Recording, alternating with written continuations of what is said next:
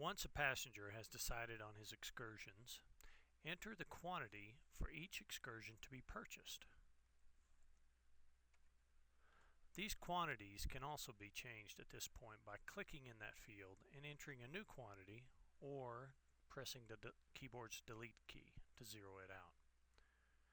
By default, only adult pricing is shown. However, checking the Expand to Show Remarks and Additional Pricing box will also display other pricing options available, such as Child, Travel Agent.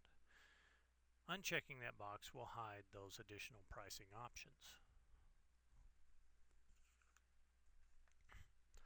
The total pricing in euros for each excursion purchased is calculated. Now click Enter Payment button to enable the payment fields. You'll also note that this action disables the quantity field.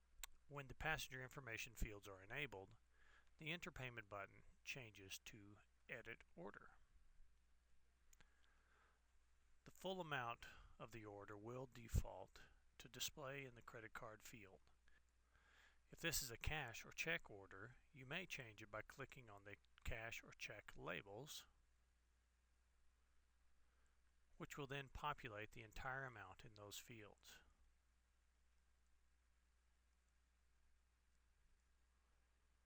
No partial orders may be completed, and orders cannot be divided among more than one credit card. A separate order will need to be created if additional cards are to be used. You may swipe the customer's card at this time using the card reader that is attached to the laptop.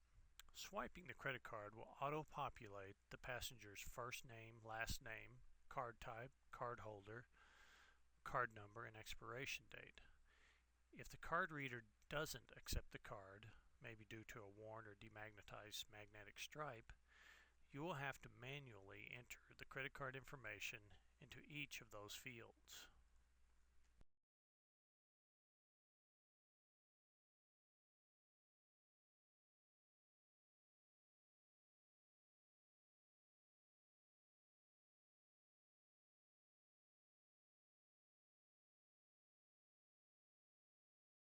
You will now have to manually input the required CIN number for every transaction. This is the 3-digit number found on the back of the card for MasterCard and Visa, and the 4-digit number on the front of Amex cards. A credit card transaction will not be allowed without this number. If this number is not available, you should ask the passenger for another card. If the transaction is by cash or check, you will manually enter your passenger's first name, last name. Cabin number is not required really for any transaction. And an order may be canceled at this point by clicking on the Cancel Order button in the lower left corner.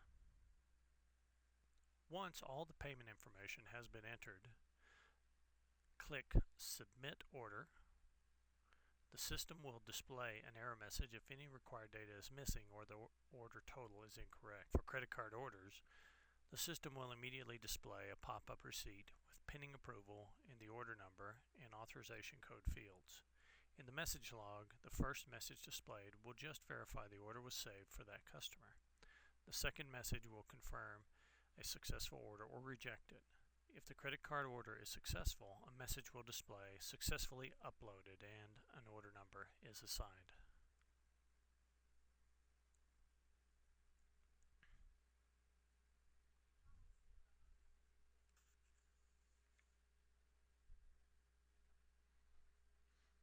There are a number of unsuccessful order submissions and their messages available to you in your hard copy of the ePortCentral User Guide.